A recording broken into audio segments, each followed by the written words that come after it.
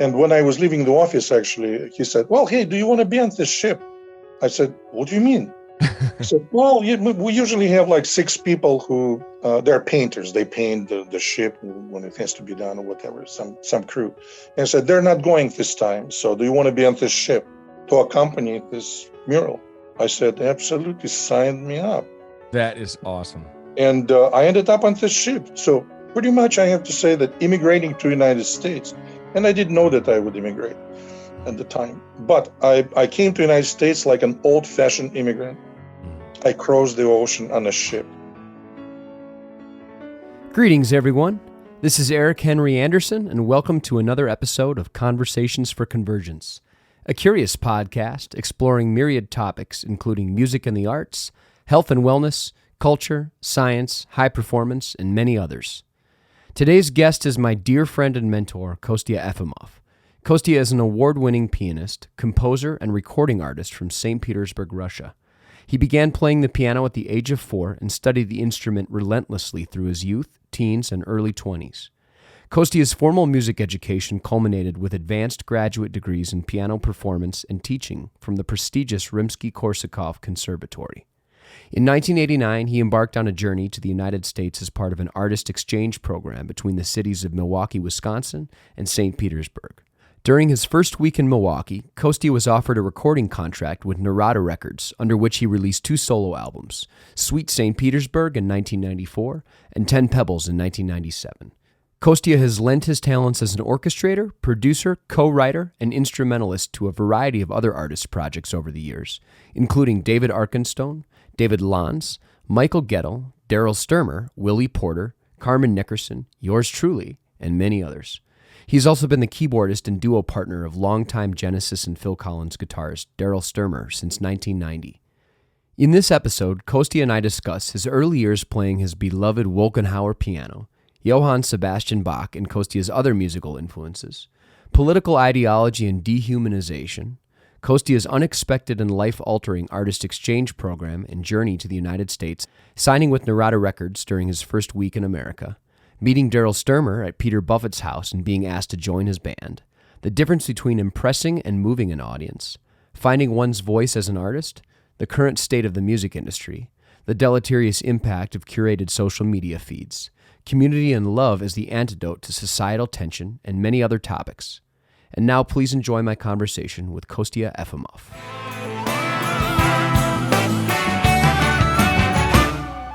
I am here with my dear friend and longtime mentor, Kostia Efimov. Kostia, it's so good to be doing this finally with you. We've been talking about this for a while, and I'm so glad we're going to be having this conversation today. Same here, Eric. Thank you for inviting me. Of course. So as I said before we got started, I'm going to have introduced you beforehand, but if you could maybe just give a little bit of your background to our listening audience, tell them a little bit about your, where you're from and your background as a musician. Yeah, North Pole, working with elves. Right. Yeah.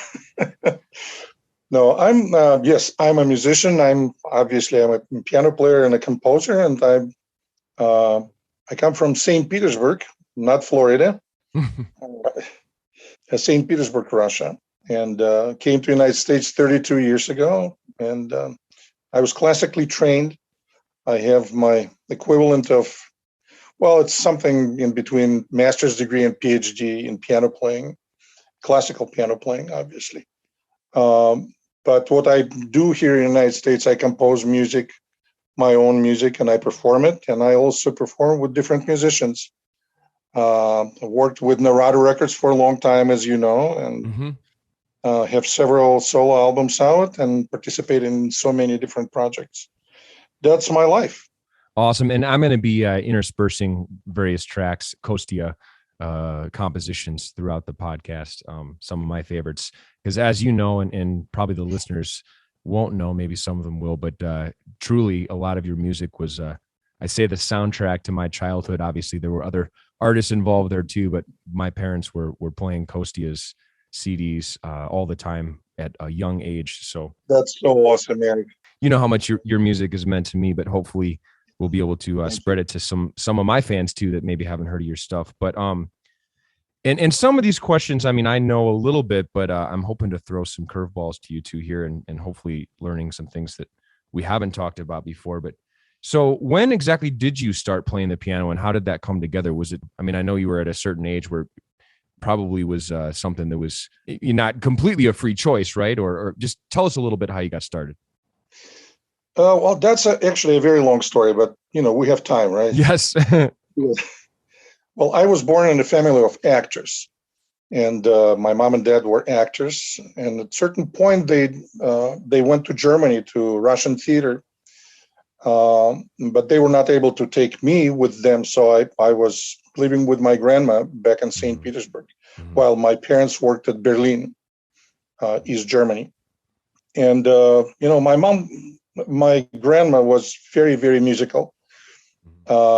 She was singing songs. We were singing together, and at a certain point, she noticed that I listened to radio all the time. We had like a little tiny box radio. It was long before your time. You would not even recognize this thing, but it's a little radio, and I listened to it 24/7 pretty much.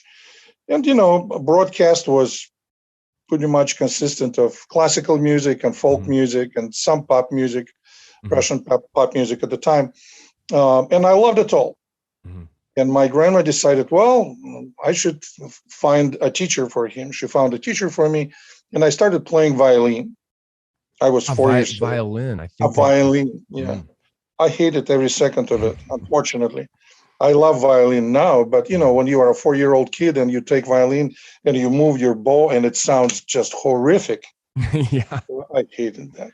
There's no greater punishment than to subject people to, like an elementary school orchestra. It's yeah, that's torture. Right. Exactly. So I hated it.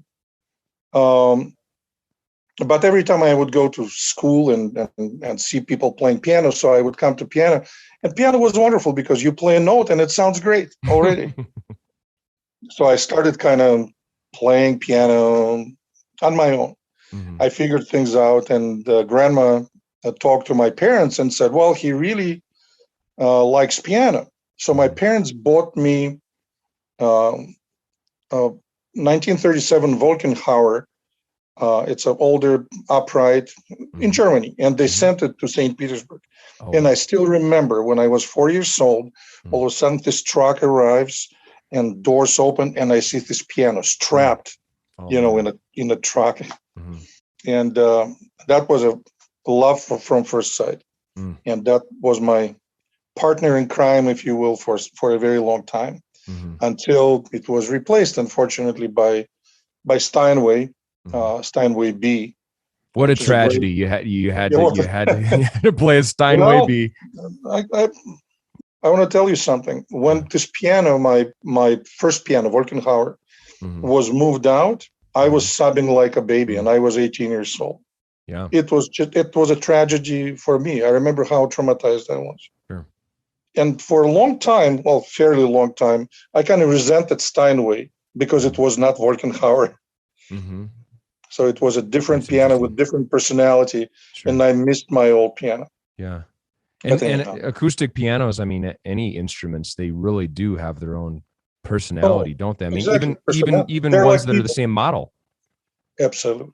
Yeah. Absolutely. I will never forget, I recorded something on Steinway D back in the day, already in the United States, and I loved it. Right. And the next album, I said, I have to record it on Steinway G, but it was a different Steinway G. And it wasn't as comfortable for me as the one which I recorded on. Yeah. But anyhow, so that was a Wolkenhauer, 1937 Wolkenhauer. Yeah. I started playing, and the strange thing is, I don't even, if you would ask me, well, do you remember learning it? I don't remember learning it. For me, I played my entire life. Yeah. So it's like breathing, walking, you don't remember how you started walking. You don't remember how you started talking. Yeah. Well, same with piano in me. I don't remember learning it. I had teachers, wonderful teachers, but I already played it. So by the time I was 7 years old, I was enrolled in this school. I told you about that school, which is kind of equivalent of Juilliard, if you will, in St. Petersburg, school for gifted kids, it's a musical school, but it had Mhm. everything else: chemistry, mathematics, geography, Yeah. and so on. So it was a high school combined with everything Yeah. else. It's not just high school, elementary school, middle school, and high school combined, but the emphasis was on music. Mm-hmm. And my instrument was piano. It was only 24 of us accepted Mm-hmm. in 1965. And it was, That's I imagine there was some sort of audition to get it was for audition. acceptance. Yeah. Okay. Yeah. Yeah. Oh, absolutely. And it was a lot of kids. Yeah. It's a miracle I made it in, but I did. Yeah. And that started my professional journey, because it's 11 years in this school, and then I went to conservatory for another 6 years. Right. So that's how it all started, and it was all classical music. Right. And I remember, because I like playing everything else as well, Mm-hmm. and that was a little sometimes overwhelming for me, that I had to play all this stuff, Mozart, Beethoven, and I love it, obviously. Mm-hmm. But I wanted to play something else, and that was, I don't want to say frowned upon, but it was not encouraged. Let's put it this way. Yeah. Well, sometimes jokingly, I call this school music labor camp. Yeah. That's awesome. Yeah. But it was effective. No, it was certainly effective. I can attest to that. I mean, the way that you play piano is I mean, it's really extraordinary, and it does show. It is so intuitive to you. It's interesting. We haven't ever, I guess, had exactly this conversation about how you started and how you have no memory of beginning the piano, but it's clear that when you play it, it is absolutely so clearly an extension of you, and you have such a signature style of the way you play the instrument, which to me has always been so impressive to see artists, whether they're singers or instrumentalists or whatever it is they do, where they do something that maybe other people do, maybe a lot of people do. Obviously, many people play the piano, but when somebody can actually, I guess, grow into a role where it is an extension of them, it's always so impressive. And, you embody that as much as anybody I've ever seen. Thank you, Eric. Thank you. And I have my own insecurities, believe me. We all do. Well, don't we all? Don't we all? Right. Absolutely. Yeah. And I think that just the idea of having insecurities too, at some point, is an indicator that you're human, and you have some humility as well too, because people that probably don't have any insecurities, you may want to be a bit skeptical. That's true. Of, right. That's true. I mean, I find it to be sort of off-putting when people are overly confident, in the sense of like, maybe you don't have, maybe there's some awareness or humility lacking. I was actually wondering too, I mean, when did you actually start any sort of compositions? When I was 4. Oh, wow. I started composing my own stuff, improvising, and that's what I was doing. Mm-hmm. Even throughout the school, though it was not encouraged, as I told you before. And I loved every second of it. And then by the time when I was 12 years old, I discovered jazz. Mm-hmm. So I started listening to some jazz, though it was not readily available. Yeah. But sometimes, reel-to-reel kids would share reel-to-reel, I'm very old, so I grew up when reel-to-reel was the thing, Yeah. And that really expanded my world, I have to say. That jazz is just absolutely incredible, incredible area. It's like a totally different world, if you will. Sure. And I'm glad that I know both. I discovered both, and I explored both. Classical music, I love classical music. Yeah. And jazz, and I listened to both all the time. And my third love was, as I told you before, folk music, and I listened to a lot of that as well. So speaking of all of those different types of music, I mean, I realize, being a musician myself, this can be a really difficult question to answer, but just for the listeners, who are some of your favorite artists, musicians, composers, and kind of across the board, classical composers as well as pop, rock, jazz musicians? Who do you love, and who has really influenced your own career as a composer and as a piano player? Do we have like 12 hours? Yeah, we have 13, in fact. Yeah, I know it's such a hard question, but it is, and it's an unfair question, because there's so many people, and I would feel guilty not to mention some of them. But I can give you a few names. Obviously, my favorite composer is Bach. I told you about that. Johann Sebastian Bach. Just he embodies everything I love and admire in music. Mm-hmm. He's the world of its own, and he kind of encompasses everything I love about music, as I said. So I would say Bach, Mm-hmm. Mozart, Beethoven, Mm-hmm. and those are three main sources, if you will, or that's a foundation of our music. As we know, classical music I'm talking about. Then you move in, towards 20th century or 19th century. So there you go. Chopin, Rachmaninoff, Debussy, Ravel. Mm-hmm. All these people were extremely influential, not just in the way I play, but in the way I approach music and I listen to the music.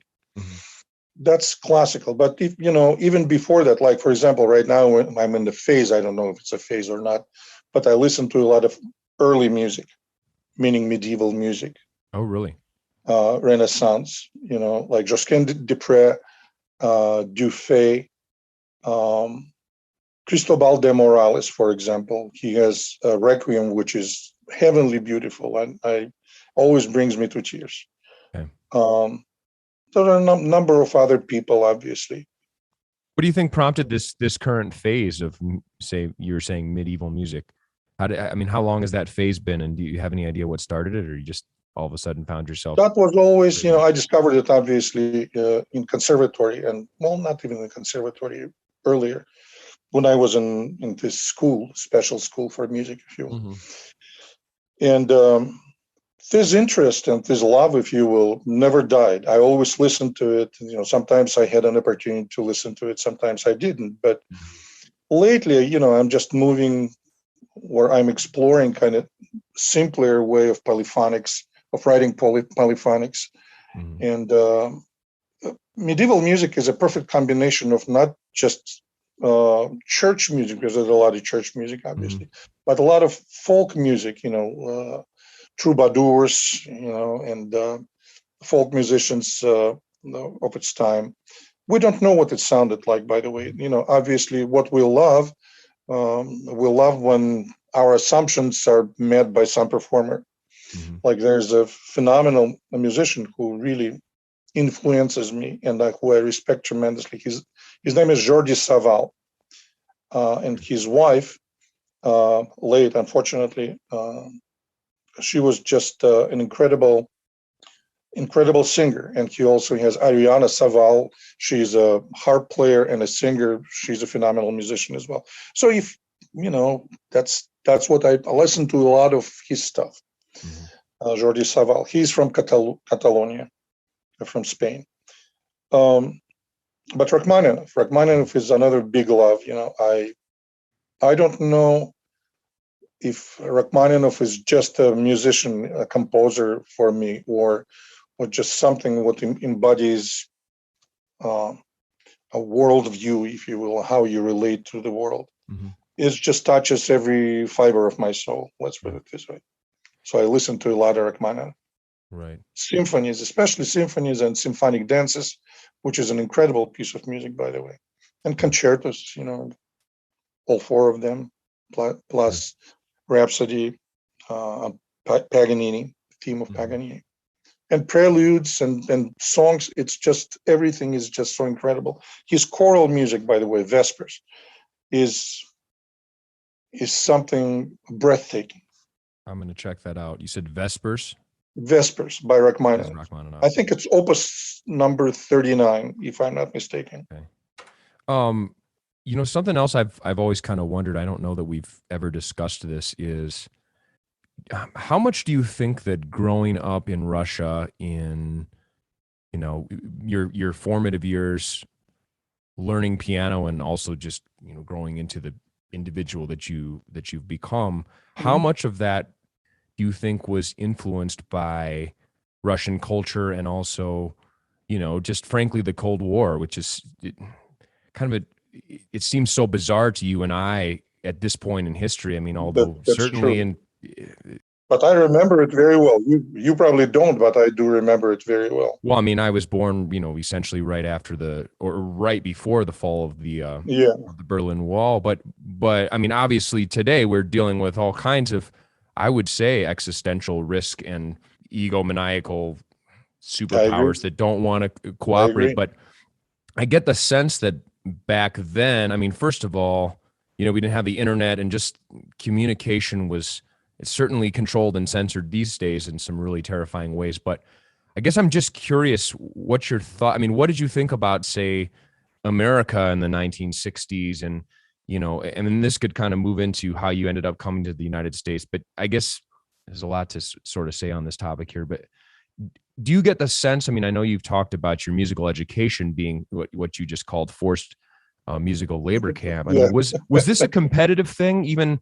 sort of with from a Russian perspective of like, this is about excellence and this is about us presenting the very best we have, compared to the rest of the world, and particularly, the Western world and America? Or is that sort of overblown in my own mind? Okay, let's put it this way. Well, first of all, I'm not a very competitive person. I just don't look at the world in a competitive kind of framework. I don't. Mm-hmm. I think it used to play probably very positive role. Now it plays extremely negative role in the development of the world and how we relate to each other. Because It's world contributing is to global. us wanting, blowing each other up at some point. Yeah, exactly. Yeah. Exactly. And people are very good at it. People always find better ways to kill each other. And I hate every fiber of it. And it comes from the fact that I'm better than you, or I want to be more powerful than you, and I want to rule you, or I want to dominate you. World domination today is unfortunately still a thing.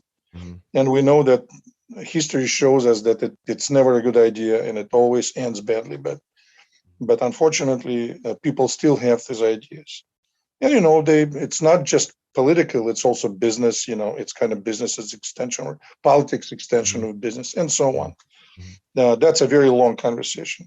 Yeah. But I want to tell you something that in my mind, and maybe I'm different, that was never the case. I want to prove something. I want to prove someone that I'm better or I'm more talented or I have more achievements.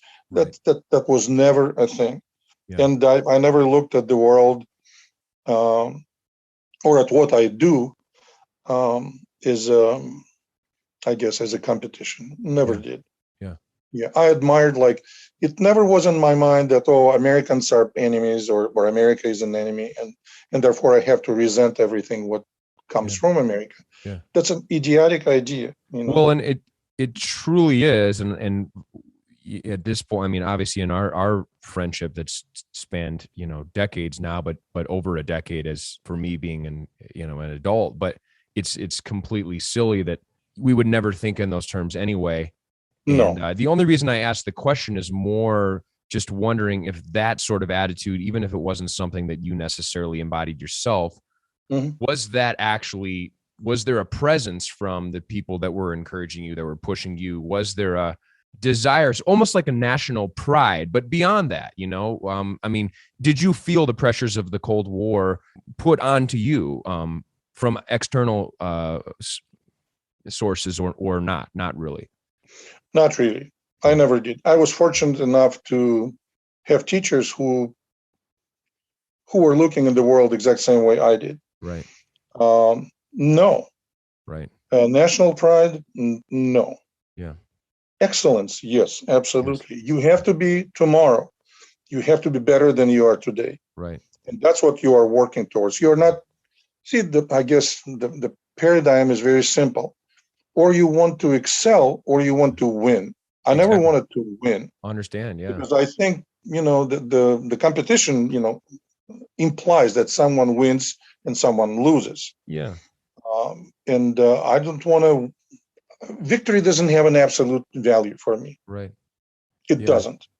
Yeah, and it's interesting. It's interesting in music too, because the whole idea of music, at least the way that I think that probably we both think about it, is it's not a zero-sum activity. It's actually about lifting people up and creating emotion and creating conversation and exactly, fostering community and making people feel not alone, right. Because music I've always kind of think about this way, that music allows people or enables people, maybe it's a better way of putting it, enables people to see their own beauty.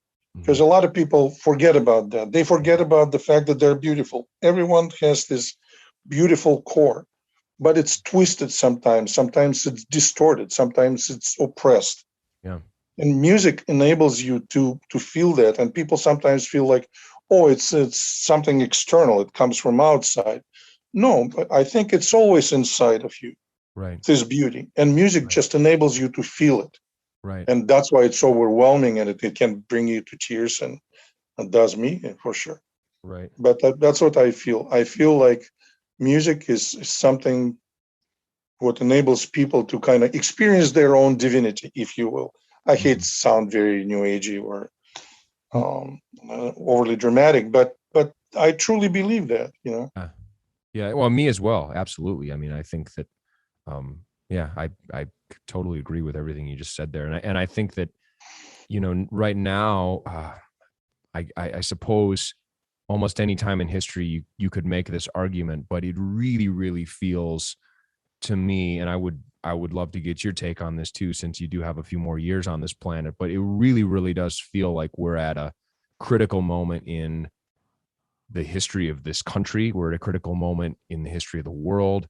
And there's just no doubt that social media and media, I don't even know if it's because of bad actors per se, although there are those. I think it's more of these systems that are perpetuating themselves, and they really are pitting us against each other. And it's critical right now, probably more time than any time before in my life, that we have community and we can find ways in which we can converge. And music is obviously a catalyst for that. So it's, you know, as important as ever. I totally agree. Yeah. Whatever is going on in the world scares me, you know, and I don't want to live in fear. And I hope that, you know, people have enough sense of self-preservation, first of all, and secondly, wisdom to figure out how to resist all this. Well, it's a propaganda machine, obviously, which is, and social media is just it can be a wonderful thing because it brings people together, but it's also an instrument in somebody else's hands, which can be extremely damaging, as we've witnessed many times, obviously, during past few years. You know that I don't have TV. You know that I don't listen to the radio. I don't watch obviously anything because I don't have TV, and I don't read newspapers because I don't want to be rallied up behind anything. I don't want to join the army. Let's put it this way. But I'm going to take my own stand on the issues which I think are important. But it's not about issues again. Unfortunately, it's all about winning. You know, and you know, if victory has absolute value, then that very cynical approach to victory is then all, you know, means, you know, are justified by the goal, right? Right. And then you can do totally despicable things just to win. Right. In my opinion, that's the most immoral thing, and I don't want to be part of it. But I, you know, I live in my own world and in my own. What would be the case? What would be the word? I always, I told you that about my mom. My mom was an amazing woman. She was a star, which had an incredible gravitational power. You know, a lot of people would fall into orbit around her. And she created her own universe. And I feel like I'm trying to do the exact same thing. I create my own universe, populated by people who I love. I'm in your universe, Kostia. Absolutely, your you pull are. is strong. Absolutely. And those of us who are in your universe are very grateful for your presence and your pull. Thank you. Well, same here. So I really love people around me, and that makes me feel very hopeful and very, very happy.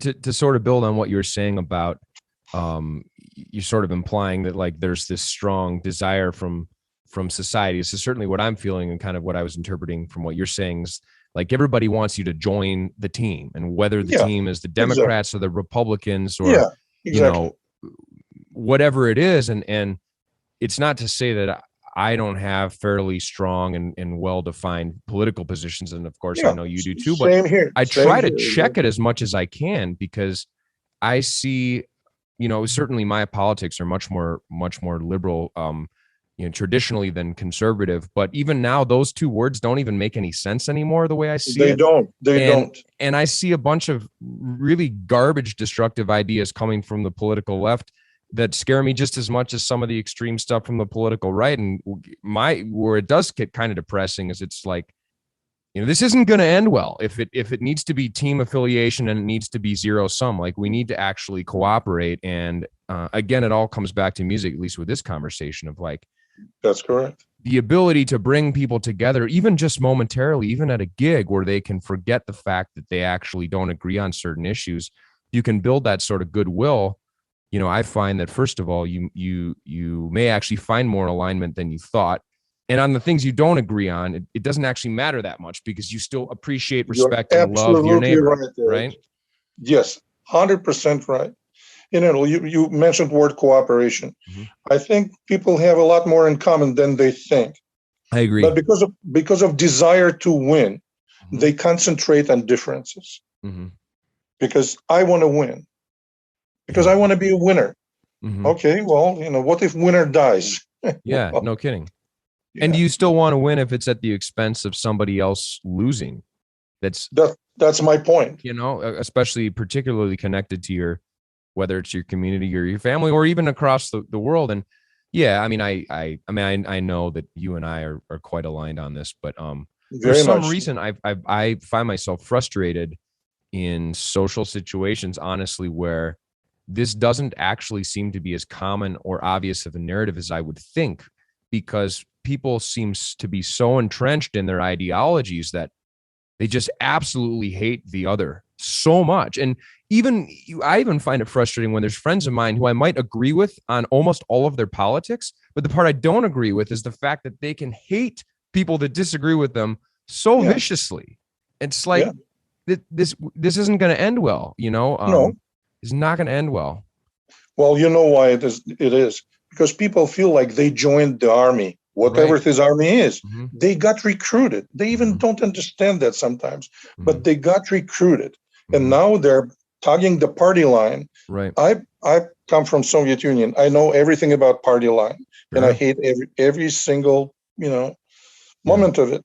I hate the idea that I have to be a party member, if you will. Right. And then I have to be loyal to the party, and there's a discipline in the party, and then you can't really dissent from the party because then you will be a traitor or something like that. That's all BS, total BS to me. Yeah. But as I said, people feel like they have to win because they feel like they're soldiers. Totally. And then the loyalty component. Loyalty is really an interesting concept that I've been thinking about a lot lately too. I mean, it's one thing to be loyal to your friends and family, and on some level that's probably virtuous, but like really intense loyalty corrupts your ability to make good decisions, because that's correct. And that's what we're dealing with. And honestly, again, happy to be having this conversation with you. We're going to move on to some other topics here, but do you actually get the sense that it's more divided, say, here in the United States than it was when you came over in the 90s, or is that just kind Absolutely, Eric. Okay. Unfortunately, I have to say that difference is staggering, in my opinion. I mean, when I came to the United States, which was 1989, there were some discussions, on the left and on the right, and there were people who were taking very combative stance against each other. I understand that, but it never was like that. It was never on the verge of hatred. That's what. No, there were plenty of people who hated each other and even took, matters to their own hands and committed crimes, like the people shooting the president, and killing, obviously, Kennedy, for example, but the guy who was shooting at Reagan, for example, as well. Right. People take this because they felt like they're defending something what is right. Soldiers.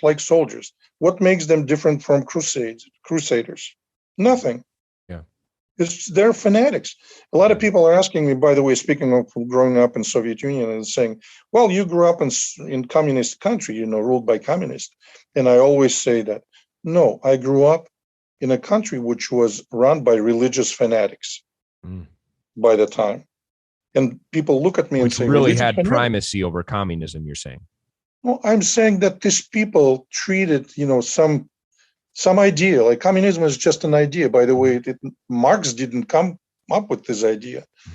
It was communism is a pure idea, was created long before. For example, the best examples of pure communistic communities, by the way, would be early Christian communities. They were built right around this same idea. Of equality, essentially, was what they were going for. That's correct. Equality from every standpoint, by the way. And this sense of community when people share, obviously world is different today than it was 2,000 years ago, but still in our communities, people treat each other within very close circle in a very communistic, if you will, way. And, people would say, well, that's just normal. Exactly. It is just normal. And that's how people survive. I'm watching your back while I'm sure that you're watching my back. Yeah. And no one is left behind. Yeah. And everyone is getting help from each other. Yeah. And that's how it is. That I quite often go to Iowa, St. Ansgar, a little tiny community. It's 1,000 population. Right. And people live by these principles, which were principles which were declared by Communist Party, but implementation was horrific. Right. Implementation was totally opposite from it, unfortunately. And isn't that interesting? It really is interesting. I mean, and it whether you go to the extreme political left or the extreme political right, when you study history, you basically see that the further you go in those directions, the same sort of corruption occurs at some point. Exact same thing. Yeah. And whether you say, there are all these buzzwords like capitalism and communism and socialism and democracy, and they have value and they have meaning, but they don't. Most of the people that are, throwing these terms around, a lot of people, I should say, don't actually know really what they mean anyway. And they get very ideologically attached. For example, when you think about the United States and you think about a country like Sweden, for example, well, people will say, okay, Sweden is a socialist country and the United States is capitalist. It's like, well, sort of, but when you actually look at how they function, it's pretty freaking similar. We're talking about a little bit of a move to the left, a little move to the right. I mean, there's still independent business. And, I know last time we talked about this, obviously this is complicated territory, and I would never pretend to have all the answers here. But to me, it seems like pretty much all of these concepts have some values to them and also some downsides. So if we can carefully cooperate in ways to figure out, well, hey, this incentivizes this, and this is what we want, in the world. I heard Andrew Yang recently talking about basically one of the tenets of his new political movement is, I don't remember exactly how he defined it, but it's like an economy of well-being or something like that. Yeah, and if you can find out how to incentivize that, you can actually use certain principles of capitalism that actually we do know work while still downsiding and do good. But mitigate the way that greed can get out of control and externalities destroying the environment. But it all has to come from a place of cooperation and goodwill, not my idea wins and you lose. So, or which I hate even more, when people say, no, I'm on the side of good and you're on the side of evil. Right. Yeah. That's when mass murder starts, right? It is dehumanization and just a sanctimonious position, almost no matter what it is. It's like what I was saying before, even people that I agree with on the details of their politics, when they embody it with so much, it's not even really confidence, it's hubris and no humility at all. They're not even listening anymore. And yet they expect other people to listen to them. So it's like, no. I think you're wrong about that. They don't want anyone to listen to them. They want everyone to obey. Fair enough. Yep. You're probably right there. Yeah. Obey. They need obedience. Yeah. And that's why I'm saying, Soviet Union was run by religious fanatics. Mm-hmm. But religious fanatics, they can be ideological, they can be religious, and my God is better than yours, or your God doesn't exist and mine does, and so on. Right. I mean, there are a lot of things, Yeah. obviously, Yeah. it can be said about that. But at the end, the people who are combative, people who are competing, they want you to submit to their will. Mm-hmm. They want you to obey. They Yeah. want to win. Right. Yeah. And Yeah. it's, in my opinion, that's absolutely despicable. Yeah. Well, You and I talked about it. yeah, we agree on that for sure. Kind of switching gears just a little bit. Some of this story I do know, but I'm hoping to actually learn a few new things about you too. When you came to the United States in 1989, that was on some sort of city exchange program. Is that right? Well, Let's talk a little bit about that. Well, that's also a very long story. But we've got time. Yeah, my friend who was a translator back in Russia, he called me once and said, "What are you doing?" I said, "Well, I'm working on this orchestration. I was doing an orchestration for some musical, not a very good musical, I have to say, and I was kind of struggling with it because of that." And he said, "Well, do you want to take a break and go and pick up this American guy from the airport who is coming over here because he has some sort of project?" Mm-hmm. I said, "Sure, I can go with you, but I don't speak any English." He said, "Oh, don't worry, I'll translate." So we went and picked up this guy. His name is Joel Pfeiffer, and he's an art teacher from Heartland, Wisconsin. And, we went to my friend's apartment and we started talking. Well, they started talking. And, after, half a bottle of vodka, I didn't need the translator anymore. And this is like 1988? 1989. 1989, It was about, I don't know, March, maybe April, March 1989. And Joel asked me point blank pretty much, "Do you want to participate in this project?" And project was called Clay Stump. And the idea is that people just get together, people of different walks of life and backgrounds, and would mix clay together. And after clay is thoroughly mixed, they would create a mural together. Mm-hmm. And then this mural would be gifted to some other communities. So Joel's idea was that Americans would create a mural in the United States and would bring it to St. Petersburg. Mm-hmm. And people of St. Petersburg would create a mural and bring it to Milwaukee. Mm-hmm. Well, it's a beautiful idea and pretty powerful, especially considering the time in history. Exactly. It was wonderful. Yeah. And when he asked me this question, I said, "Joel, I'm a musician. I don't know first thing about clay or murals. How can I participate?" He said, "Well, just think. It's a project. It's just a project. What do you think you can help us with?" And, because I was in recording industry in Russia, just as well as I am over here, I said, "Well, I know a lot of people like in newspapers and, magazines and TV stations and radio stations. Maybe I can help you to get some interviews and organize some coverage." Mm-hmm. And he said, "Well, great, do it." I'm like, "Well, wait, hold your horses. I'm just throwing ideas." He said, "Well, I mean, that sounds like a great idea. You have some people, just call them and ask them." That's awesome. So I did. And at the end, when the project was done, American mural arrived to St. Petersburg and Russian mural was going to be taken to Milwaukee. And I have no idea how it fell on my lap, a responsibility to organize transportation of it. And again, I don't know first thing about logistics and transportation, but after a long journey of trying to figure out who would take it, because I went to Aeroflot office in Moscow and talked to them, and they said, "We can't take it because it has to be packed certain way, and it won't be. Then you will bring over there just little tiny pieces. Everything is going to be broken." But they said, "Go to Baltic Shipping Company." I think it's defunct at this particular point. But I went there. It was right in St. Petersburg, and talked with this guy who had foulest mouth I've ever encountered in my life. And he was the head of of this company. And every second word was an F word, and, very intimidating kind of guy. But when I explained to him what's going on, he said, "Oh yeah, we'll take it." I said, "Oh great, where is it going to be taken? Like, I don't know, Boston or New Orleans. Where would you take it?"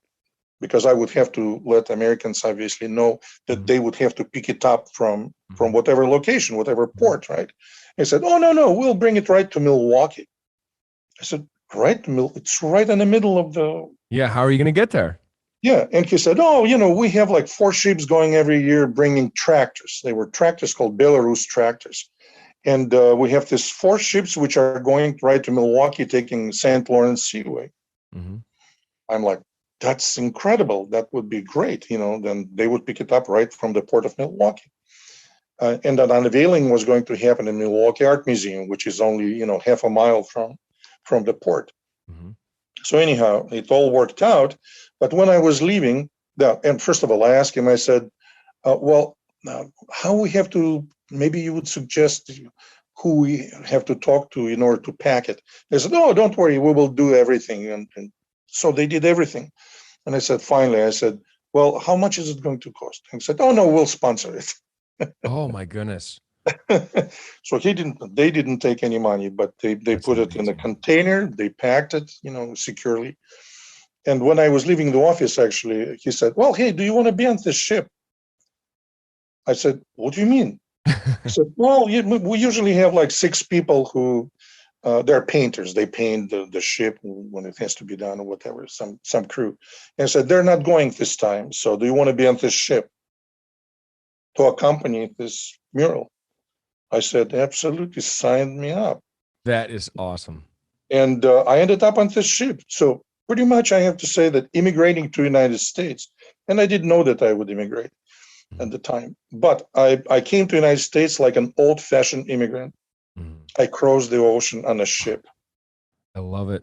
And I mean, I did know some of that story, but I didn't, I have several follow-up questions. So when you actually decided to take this journey to the United States, so this is 1989, what month is it? It was in September. Okay. So that's interesting too, because this is 2 months before the fall of the Berlin Wall. Yeah. Interesting. And how long did it take to make it from St. Petersburg to Milwaukee? 3 weeks. 3 weeks. 3 Wow. weeks. Yeah. And sorry, go ahead. No, I was going to say that our first stop was in Copenhagen, Karlshavn, I think it was, but very close to Copenhagen. And then we were going to stop at Scotland, but seas were rough, and we just kept going. Ended up in Halifax, and we were in Halifax for a couple in Canada, Nova Scotia. We were there for a couple of days, and then we took St. Lawrence Seaway. We stopped at Montreal for a day, well, maybe for half a day, and then ended up in Milwaukee. Yeah, that was something else. That is amazing. I mean, I'm obviously so personally grateful that turn of events played out the way it did. So you got on this ship headed for Milwaukee, and you imagined you were just going there for what, a couple weeks, a couple months? Couple weeks. I already had a ticket to fly back to. Oh my goodness. Okay. To Moscow, actually. Yeah, but I arrived to Milwaukee, and 1 week after I arrived, there was an unveiling of this mural in Milwaukee Art Museum, and Joel Pfeiffer, the head of this project, asked me if I would play during unveiling. Okay. And he knew that I'm a musician, obviously, and I said, "Oh, absolutely, I would play." The violin, right? Said, He wanted you to play the violin. Yeah, violin. Well, I would certainly Bad joke. have to say no to that. But I said, "Yeah, absolutely, I will play." And he said, "Well, okay, here's the deal. You can play for 20 minutes, and there's going to be an American pianist," and it was David Lantz. So David Lantz is going to play for 20 minutes, and then maybe you guys can improvise kind of together on 2 pianos. Who was on the Narada label at the time, right? David Lantz? David Lantz was on the Narada label and just got his first Grammy, I believe. Oh, wow. For Christopher's Dream, I believe. So anyhow, here I am right in the middle of Milwaukee Art Museum, and there's a big unveiling. It's a black tie event, a lot of people. So I played my bit. I played actually like an hour before the unveiling started, or party started, whatever it is. Whatever would you call it. And then next day, the host I was staying with, his name is Jim Olschmidt. Mm-hmm. He was a journalist from Shepherd Express, from Milwaukee newspaper called Shepherd Express. So he received a call from Narada Records, and Narada Records, the people at the company, asked me if I would sign the recording contract with them because they really liked my playing. They were present at the party, and they were sponsoring this project. So they asked me if I would sign a recording contract with them. And I said, absolutely. Where's the pen? And again, I haven't gotten the exact details of that story, but some version of that I've heard before, and it always just seems almost unreal as far as just how amazing that was. You get on the ship, all of this is coming together last minute. There's no grand plan. You arrive in Milwaukee within a week. Is that when this event is? Within a week. Yep. And you're offered a record contract, probably at the peak of. So Narada was essentially what, new age music mostly, or what? Mostly new age. Okay, yeah, I mean that's sort of the peak of that music anyway, right about then, right, or a little before. Just over the hill, probably. Okay. As far as popularity is concerned. Yeah. Because I think they were most popular like around 86, 87. And I'm not talking about Narada Records. I'm talking about new age as a style. Was at the peak of its popularity probably around 87. Yeah. But it was still big and a huge fan base, and obviously. So you're having a ball. You've just arrived. Yeah. So keep going. Narada offered you a contract. I didn't. Yeah, I joined Narada in 19. I signed a contract like in February 1990 or something like that. But I didn't record my first solo album until 1994. Okay. Sweet St. Petersburg. Mm-hmm. That was 1994. So before that, I did a lot of work for Narada as an orchestrator, arranger, co-produced actually a couple albums.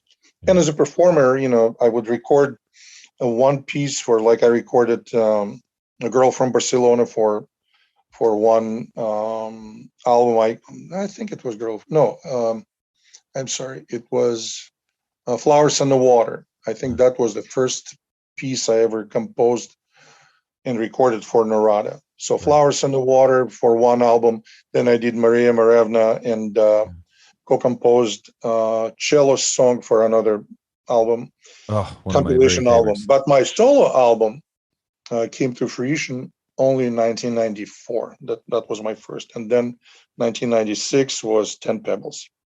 And I left Narada, I think, at year 1999.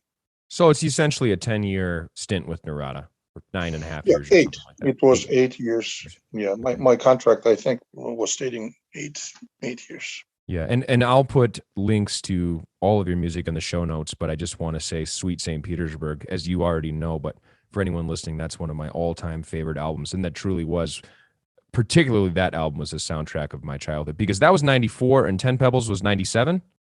96, I believe. 96, okay. Yeah, I mean, oh my goodness, it's just gorgeous music. So anybody who's listening who wants to check out some of Kostia's music, who hopefully is all of you, again, I'll put links to all of his music, but Sweet St. Petersburg would be the place I would start personally. So anyway, continue on. So the Narada record contract happens, and you met Daryl Sturmer around this time? Well, I met Daryl Sturmer like 2 weeks after I arrived to the United States. Oh my goodness! Talk about American dream. Yeah, you get a record contract and you meet a guitarist from Genesis, and that was funny actually.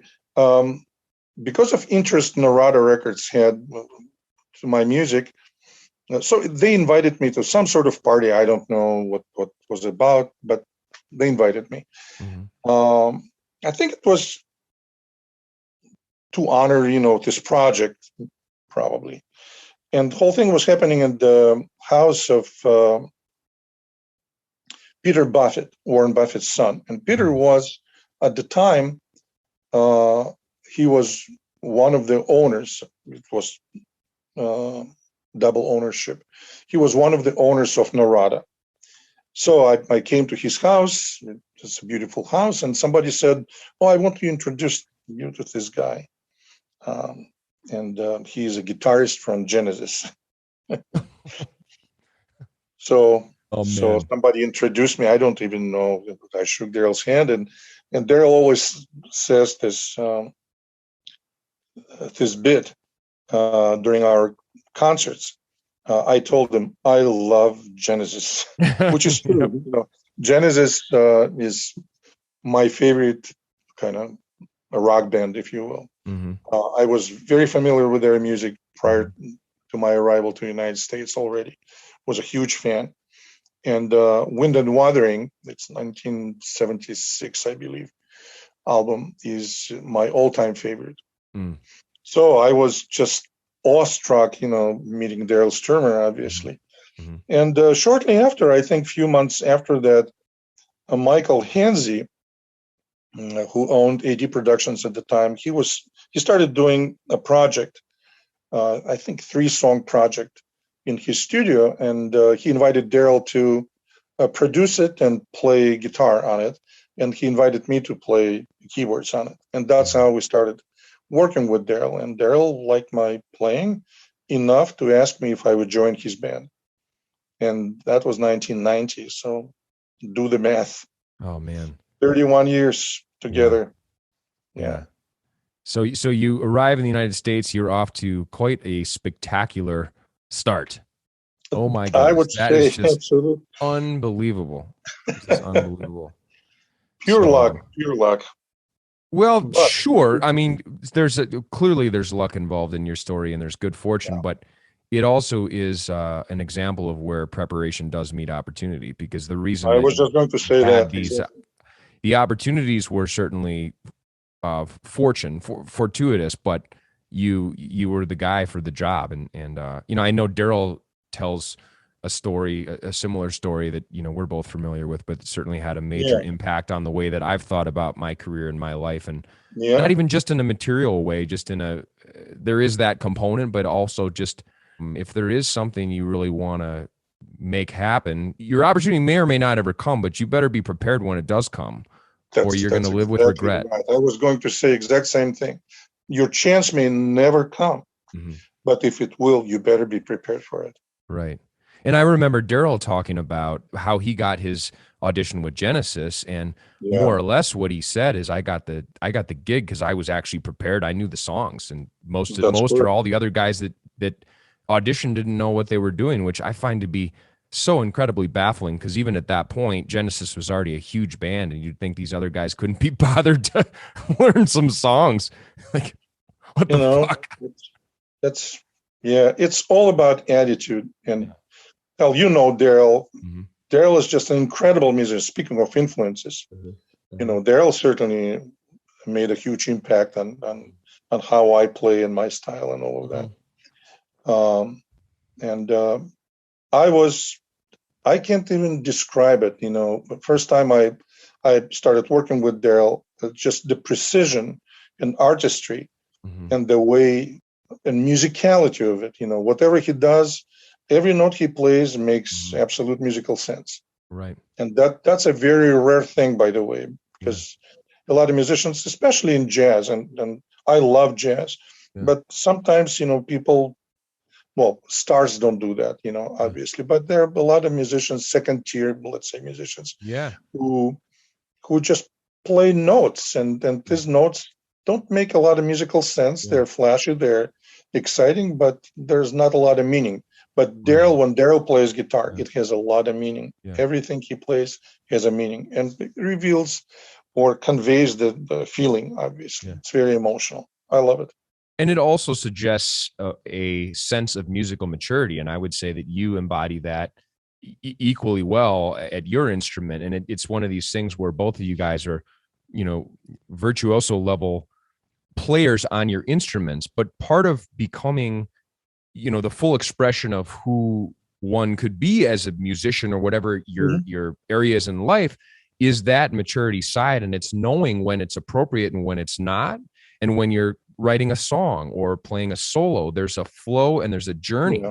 It's not just me. Let me show you my notes. Let me show you what I can do. And it's, and there's a component to that that's impressive, obviously, but there are many more people that can play very quickly to a metronome than there are people who can play exactly the right part that makes musical sense. And then also occasionally when it's called for, give the fireworks show, but it's just the right amount. It's not exhausting. It's like, oh my gosh, that's great. And then it's over. Yeah, absolutely. You're 100% right. Well, there's also a difference between impressing someone and moving someone. Totally. Good musicians, like great musicians, always move the listener. Mm-hmm. And some other musicians, which we all know, obviously, they can impress you and they can entertain you for a while. 10 minutes or so. Well, but sometimes it's even more than 10 minutes. Yeah. But at the end of the show, you are not moved. Yeah. And then you're like, so okay, true. Well, that's good, but you never come back and listen to it again and again and again. There's, like I told you about this piece by Bach, I listen to all the time, by the way. It's a cantata number 21.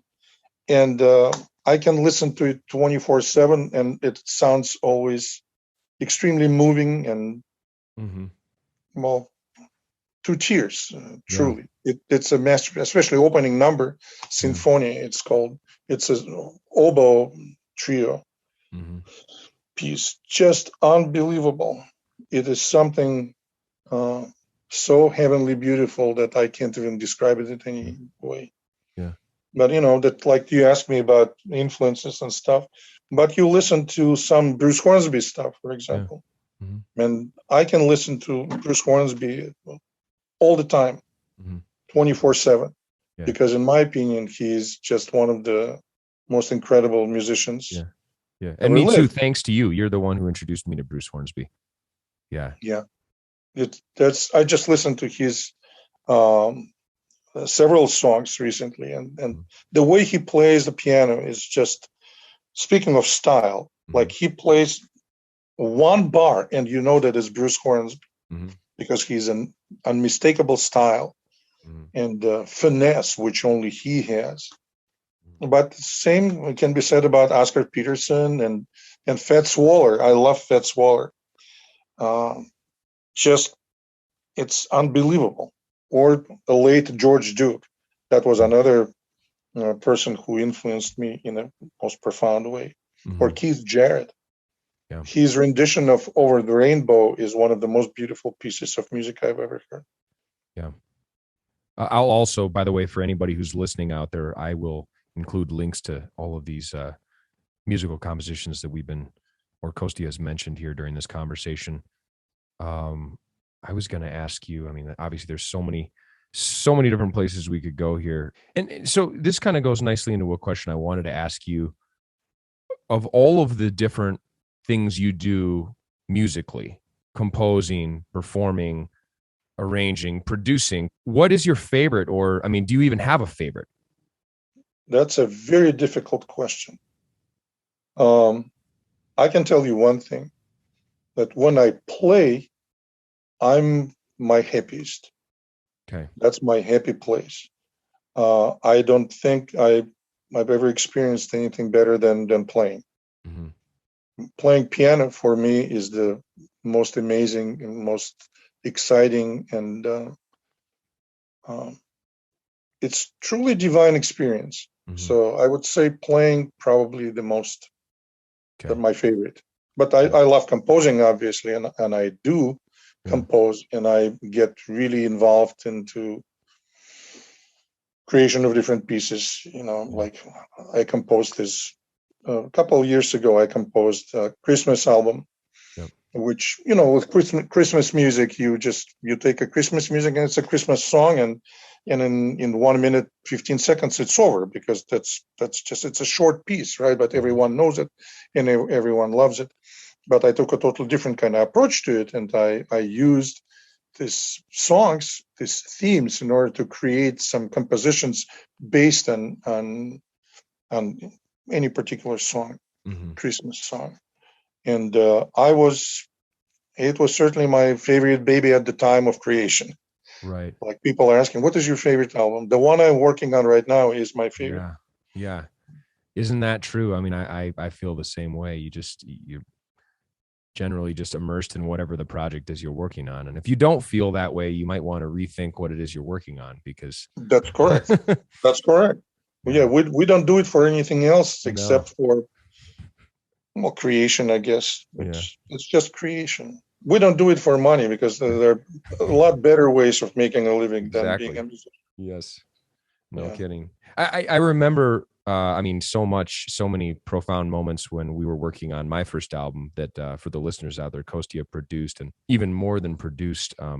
It was just an incredible experience for me that was my first foray in any sort of recorded music, at least in a professional setting. And I certainly had the opportunity to work with a master right away. But man, I just remember it being so amazing. And I just remember being in absolute amazement at your skill set and your ears. And, I remember you would be listening to, rough recordings of piano tracks or drums or whatever it was. And, you would hear the most subtle things that at the time I definitely could not hear. You hear them now. But I hear them now. I hear them now. So thanks for nothing, man. You've ruined my musical experience. Now I just walk around the mall wondering if the piano's out of tune. No, I'm just joking. But it is interesting though, because we all start with some sort of aptitude in various areas in life, and certainly you and I have some sort of musical ear, but that's a starting point. That's only a starting point. And then when you really get into learning about, for example, just mixing, which is why I still don't do any professional mixing. Yeah. It's an art in itself. You get these guys, they put 10, 15, 20 years to become an artist as a mixing engineer.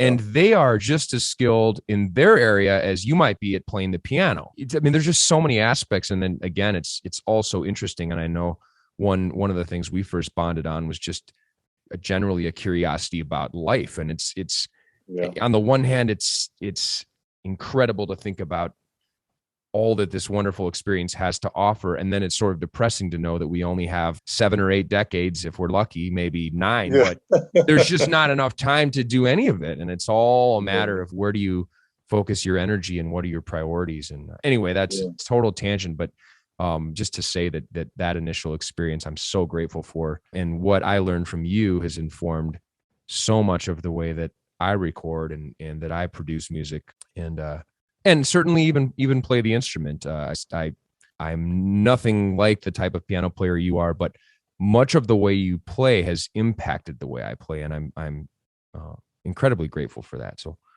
Eric, you are doing so well, man. It's just, every time I hear you playing piano or singing, it's remarkable. Well, thank you. Truly remarkable. Yeah. Great job and everything. So now this is an interesting one. We're talking about, you had mentioned being a kid and being exposed to various types of music, whether it be jazz or classical music or folk music. But at that time, even just being able to listen to music was a much more coveted experience because we didn't have iPhones where you could, or computers. You basically listen to, well mixed, produced music at the drop of the hat, anything ever recorded right now. And I think, while that's a beautiful convenience, it's also kind of degraded people's ability to appreciate music. And that's cool. I guess it's true. Yeah, I guess it's kind of just a setup for my question, which to you is, what do you make of the current state of affairs in the music industry? And I guess just arts and culture and pop culture in general, like, what would you say are some of the pros and what would you say some of the cons are, and maybe where is it headed? Where might we be in 5 years or 10 years? A very good question. Well, first of all, it's a sad state of affairs, in my opinion. It's very sad. Because there's, and I don't know if it's a current trend, music is catered to consumer. Mm-hmm. And it's not just catered by companies, internet companies, but it's also catered by musicians. Mm-hmm. They're pretty much, and I had these conversations with some people who are saying, who cares about art? You create something what you can make a living off, You create something what you can sell. This attitude, I never understood this attitude. Maybe that's why I never made millions of dollars, but but I am very happy nevertheless. Mm-hmm. A very sad state of affairs is the fact that everything is so fragmented. If back in the day, everyone had pretty much similar listening experiences, because everyone listened to whatever was available, right? And that was our common experience. There was some sort of commonality and some sort of connection, because if you have shared experience, I guess that's what I'm saying, and you could relate to each other because of these experiences. Now every experience is so individual and so fragmented. Due to a good thing, unfortunately, the bad thing is due to good thing. Good thing is availability. As you said, you can listen to all different kinds of music. If you are in early music, you can listen early music. If you are into African music, you can listen to African folk music, which I do, by the way. It's fascinating. You should send me some of the African folk music you've been. I certainly will do. I certainly will do. Out. Yeah. Some, I don't know if you're familiar with an instrument called kora. Yes, I am. Kora. It's just an incredible instrument, and I listen to a lot of that right now. There's a guy up in Lake Tahoe who plays it really well. Really? Peter Joseph Burt is his name, for anyone listening. My goodness. Yeah. Well, there's I'll send you some links. There's some music coming from out of Gambia is just unbelievable kora music. But anyway, coming back to what we were talking about, everything is so fragmented that you can't really relate to people. You can't say, hey, I listened to this piece, and they look at you like, I don't know who that is and what it is and why you are so excited about that, because they don't have that in their experience. They didn't have this experience. Right. Yeah, you can share, and people are saying, oh, I will certainly listen to it. I do it all the time. If people, like a very good friend of mine, John Wheeler's brother, Robert, he just sent me a link to a Piazzolla piece, which I've never heard before, and that's a gorgeous piece. So we have this ability to share still, which is great, because I think it's most important thing for any musician and for any person probably is to share, not to possess, but to share. I have this desire. I know you do have this desire. We have this something which is open to us, or we discovered, and we want to bring it to the world and share it with the world, share it with people who we love and people who we don't know, and maybe these people who we don't know, all of a sudden in some time going to be people who we love. Right. And it's all due to music. Yeah, I think it's a very sad state of affairs. It's heartbreaking to see world-class musicians, and maybe they're not known around the world, but certainly world-class, performing for people who don't really care at all what's going on. Yeah. And, often you see people come and say, hey, can you turn it down? Yeah, I know. And it is sad. It is. I get the sense, and I hate to say this because this could, be at risk of sounding pretentious, but I think it is people, they've not been exposed to this type of music, or they don't have any way to connect or relate to what's actually happening right in front of them. That's my point. You can't relate to it because culture is shared experiences. If you look at culture at large, is a big thing. That's a shared experience. This particular group of people have, this nation or the state, whatever, or ethnic group. That's the culture. But if you don't have any common experiences or shared experiences, then what is culture then? Right. You have your own culture, but person next to you who you're supposed to relate to has totally different experiences in life. Yeah. And I think that's a very dangerous thing, because all of a sudden you're alone. And social media is actually driving this even more, because all of us have our own Truman Show. I mean, literally people that live in the same house are getting a feed that is perfectly tailored and only is reinforcing kind of who they already are. And I mean, some of that is convenient, but it's also never challenging. And it again, we don't have a shared experience. Yeah, exactly. And you're absolutely right.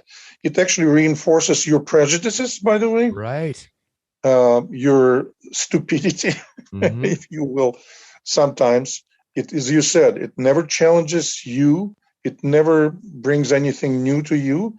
It just caters to what you already like. And then you never discover anything. Yeah. You are sitting in this little soup bowl, and simmering slowly and slowly dying, obviously, because of that. Yeah.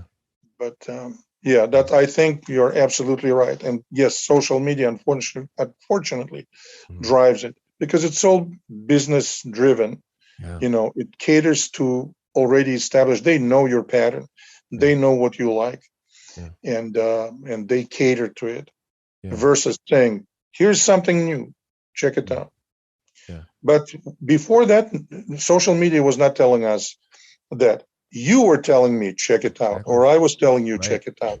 And just because I trust you, I would say, Eric, I will certainly listen to it. Yeah. And same with you. Yeah. I mean, the question ultimately for all of us is, what do we do? How can we combat that? And it's obviously, when you think about arts and culture, it's easy to assume that the stakes are maybe not as high as, existential threats or world war or anything like that. But I think it's all interconnected. I mean, the loss of culture, the loss of shared experience, it contributes to depression and anxiety and tribalism and war. And it's probably about the highest calling that any of us could chase after. I mean, and I'm not suggesting that I'm, leading this charge. It's more a question of like, I think it should be on all of our minds of what can we do to, cultivate stronger relationships and communities. And obviously as musicians, we have to communicate with each other. We have to see each other. We have to talk to each other. We don't have time, unfortunately. And that's because people have multiple jobs. They have families and stuff like that, and all of a sudden we don't have time to love. We don't have time to converse.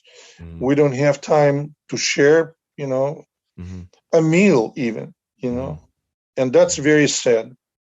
Because at the end, if you continue this way, you are on your own. You are alone. Yeah. And loneliness is never a good thing. Well, and solitude, no amount of money. Solitude can be a good thing, but there's a big difference between solitude and loneliness.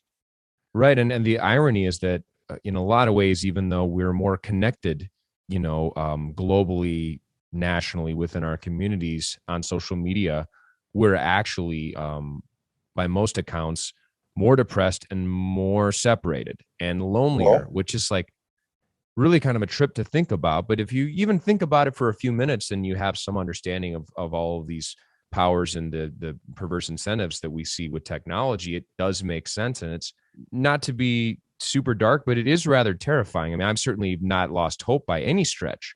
There's a lot of things to be excited by and motivated by and inspired by, but I do feel like it's a little bit of a make or break time for humanity. And I think it's going to take cooperation. It's going to take love. Love, exactly. And also, you mentioned something about being connected. We're connected, right? Well, being connected doesn't have any value if you are not relating to each other. Sure.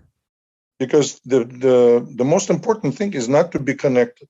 Connection is just it's something what facilitates relationships. It's a prerequisite, but it's not the end goal. Yeah, and it's just an instrument of something else. It's a conduit of relationships. Relationships and relating to each other. That's the most important thing, because without it, nothing can survive. Humanity cannot survive this way. Right. Because people survived up until now just because they were relating to each other. Right. This has truly been just an incredible conversation. And obviously for those listening, this is a special conversation because of how much Kostia means to me and how close we've become over the years. I guess probably two final questions for you. One, Kostia, is do you have any creative projects in the works? If not, we ought to be working on something, even if you do. But is there anything you're working on right now that's notable? Yes. Actually, I'm working on an album of Carmen Nickerson, our dear friend Carmen. Yes. She's recording her new album. Cool. And Willie Porter, great Willie Porter, is producing it. Awesome. And yeah, it's not done yet, but we recorded most of the tracks, but it has to be mixed, and we're going to add some additional instruments to it, like Stas, my friend Stas, accordion player. Yep. Yeah. So he's going to record a couple of tracks on that as well. So that's a very exciting project. Cool. And all your old friends, John Wheeler and John Clarko, playing on it. The band. Cool. Yeah. So that's fantastic. Certainly a great band, and Willie's playing guitars on it. Fantastic. So that's a very exciting, and I have to tell you that this music is just, Carmen did a great job. Awesome. It's really exciting. It's very beautiful, and she sings it just gorgeous way. Well, if she needs any male background vocals that are not already tracked, please enlist me. I would be happy to sing on any of that. No charge. If she's interested, I know that it's probably already at the finish line, but well, I mean, no, we're still kind of recording it. Cool. Another project, I'm going to California next week to work with Mike Hensey. Oh, you are? Yeah. Oh my goodness. And I'm playing. My wheels are turning whether or not I can get down to California next week. House concert. I'm playing a house concert cool. with Mike. Yeah, so that's really great. I'm certainly looking forward to it and seeing him and Julie. Another project I'm working on is with my friend Al Williams. And he's like a American folk singer in Milwaukee. And it's a very charming project. And we recorded a bunch of songs in Chicago. So that's what's going on, and obviously playing at the church, I'm doing that as well. Mm-hmm. And that's just to really, again, Carmen sings and John Wheeler and John Clark are playing. Mm-hmm. That's just most fascinating. Wonderful. I really love doing it because we take all these hymns, which are so popular and everyone knows them, but we kind of rework them and do them in our own way. Yeah. But and that's pretty much it. Fantastic. Another project, the most important project is to clean my house. Okay. Well, I can't think of any better preparation than years and years of forced musical labor camp to prepare you to be an expert house cleaner. Yeah, exactly. So one link that I will put in the show notes as well is a link to a song that Kostia and I wrote together, that Kostia started and we ended up collaborating on, called My Mother's Love, which was, I can't believe that that's the only song we've actually co-written. Obviously, you produced my first album. We've collaborated on a lot and performed together in Daryl's band and in my band and various other things, but we need to write more songs together. I think we should. Let's do that. I would love it. I would love to do that. So going back here probably about an hour, I forgot to ask you this, but you had mentioned copious amounts of vodka consumed with the American guy when you guys were trying to figure out how we were going to get you over to America. And I think you had told me one time, if you could just tell our audience, what is the Russian blood test? Oh, a Russian blood test is very simple. Traces of blood were found in your vodka. I love that. Right on. Is there anything else you want to share with this audience, Kostia? Anything we didn't cover? Well, I mean, there's plenty we didn't cover, indeed. But that's true. No. Well, I just want to say that the most important thing, as we talked about, is actually we're all here for one particular reason. We're learning how to love, and we shouldn't forget that. Mm-hmm. We learn how to love. It's I always say that, Eric, and I think you and I talked about it at length. I always feel like we are all we live in the nursery of angels. Mm. We're angels who are very immature, very stupid, obviously, but very powerful nevertheless. Mm. And we walk in our lives, stumbling over our immature wings all the time. Mm. But we never should forget that we're angels and that the purpose of our existence is actually to love. Thank you for that. That's what I think. Yeah. All right. Well, Kostia, where can listeners find you online? I know you have a website. What's that? What's the address there? KostiaMusic.com. Okay. My music obviously can be found on YouTube, on Spotify. Mm-hmm. So I would get my 0.00001 of 1 cent. Yeah, exactly. But yeah, I mean, it's available online on Spotify, Pandora. I have a channel on Pandora. I have a channel on Spotify, YouTube. Well, now your podcast. Exactly. And people can find you on Facebook. I know you're on Facebook. Yeah. Yeah. And Kostia is spreading a message of love on Facebook. He is not dividing us on Facebook. Yes, certainly not dividing. So awesome. Well, Kostia, this has been an absolute, just an unbelievable pleasure. So thank you so much for coming on the show. And thank you for having me. I will talk to you soon. Have a great day. Absolutely. Okay. Thanks for listening to this episode of Conversations for Convergence. If you enjoyed the episode and would like to support the show or any of my musical endeavors, please head over to erichenryanderson.com/mailing list. That's Andersen ending in SEN and sign up. I'm in the process of creating a fan-supported platform through Patreon, which I'll be launching in early 2023. So the best way to make sure you don't miss that announcement is to join my mailing list. You can also follow me on Instagram, Facebook, and YouTube at Eric Henry Andersen, and on Twitter at EHAndersonMusic.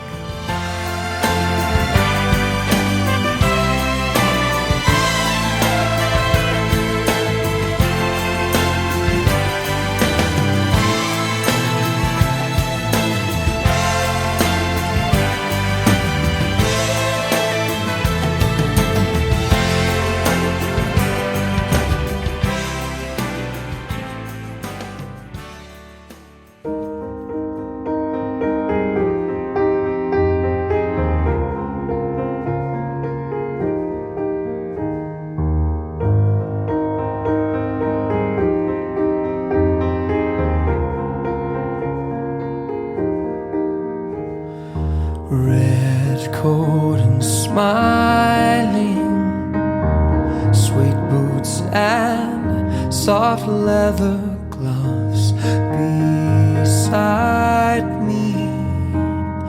Forever my mother's love, each season, sweet memories I'll always keep. As I grew in loving, you helped me see beauty in the passing years, that impermanence is not to fear.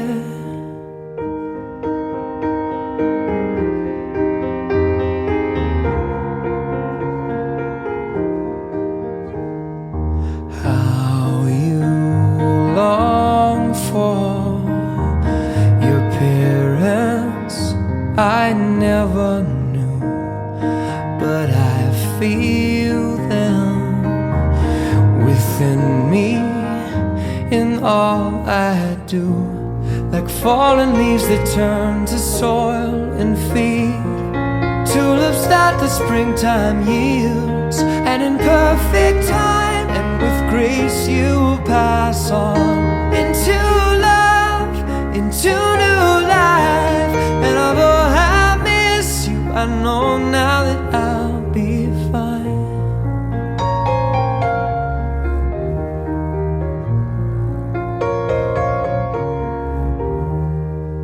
Our Fowler Lake, a safe place where we would walk. I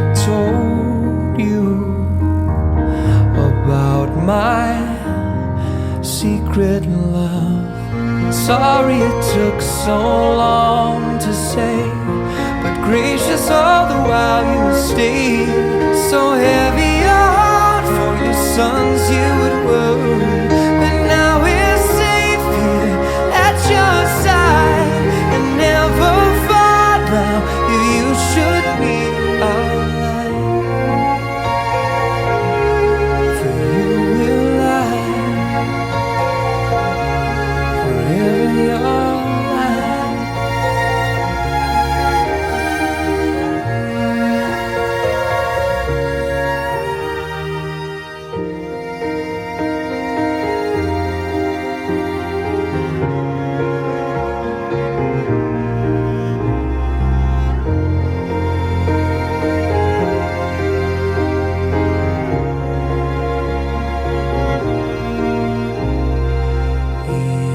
Transcending the unknown, will give to light, channeling those who came before, shining on forevermore. And in perfect time and with grace you will pass on into love, into new life. And although I miss you, I know now that I'll be fine, and you'll be fine, and we'll be fine.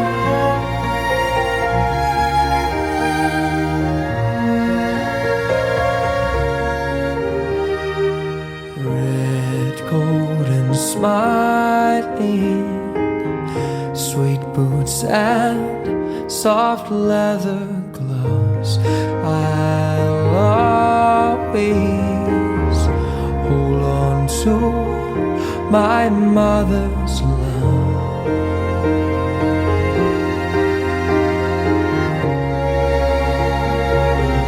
My mother's love.